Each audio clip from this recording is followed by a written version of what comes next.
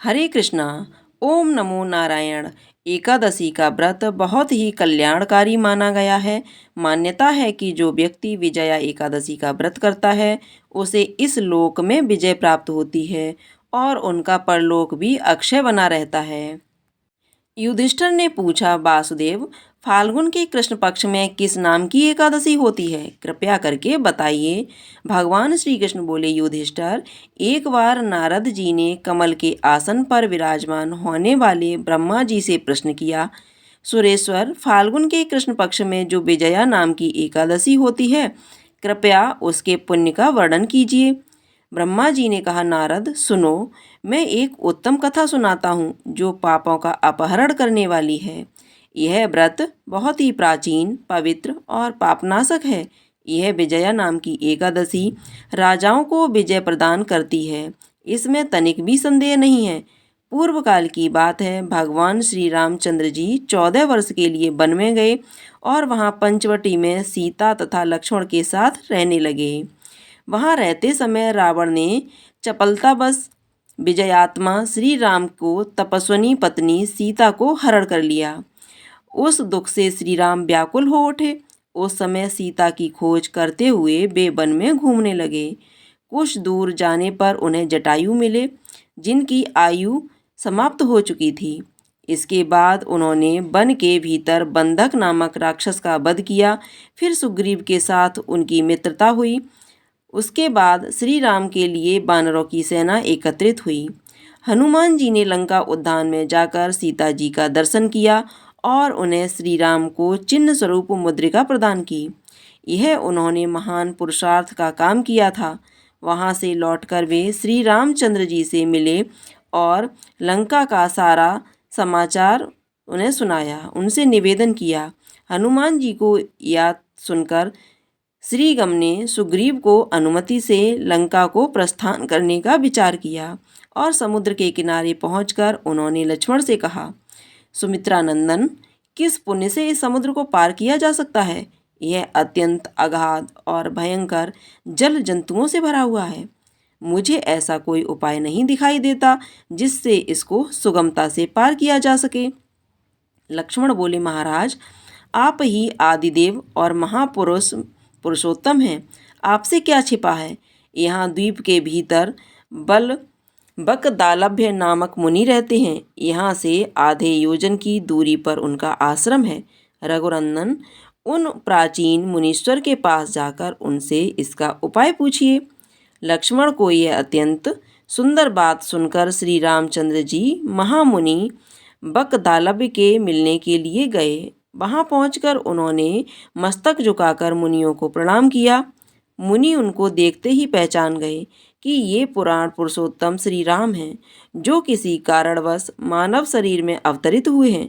उनके आने से महर्षि को बड़ी प्रसन्नता हुई। उन्होंने पूछा, श्री राम, आपका यहाँ आगमन कैसे हुआ? श्री राम बोले, ब्राह्मण, आपकी कृपा से राक्षसों सहित लंका जीतने के लिए सेना के साथ समुद्र के किनारे आया हूँ। मुने, अब जिस प्रकार समुद्र पार किया जा सके वह उपाय बताइए, मुझ पर कृपा कीजिए।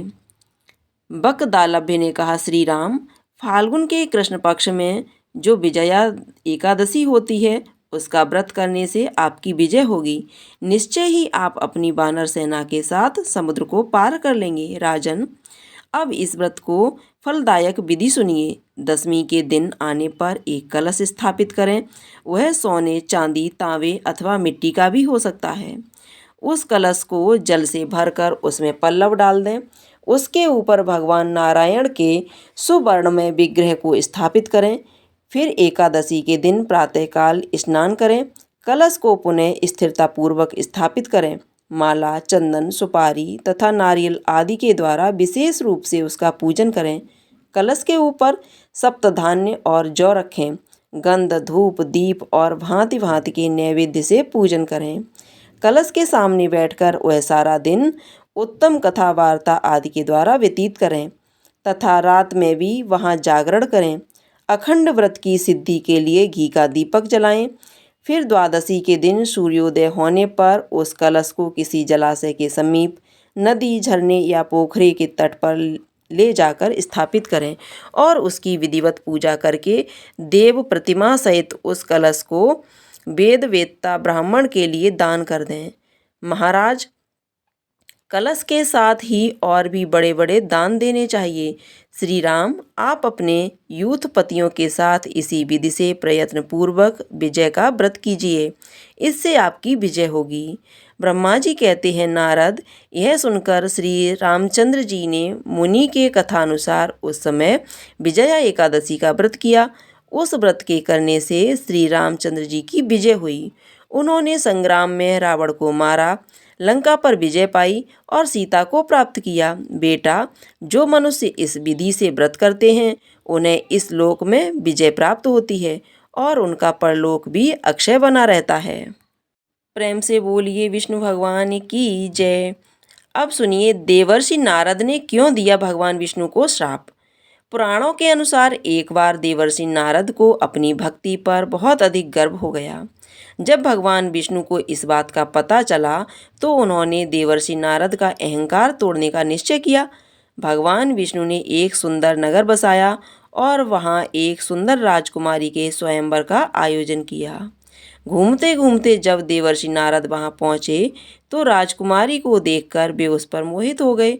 राजकुमारी को पाने के लिए वे अत्यंत ही रूपवान चेहरा लेकर स्वयंवर में पहुँचे, लेकिन वहां जाकर उनका चेहरा बंदर जैसा हो गया।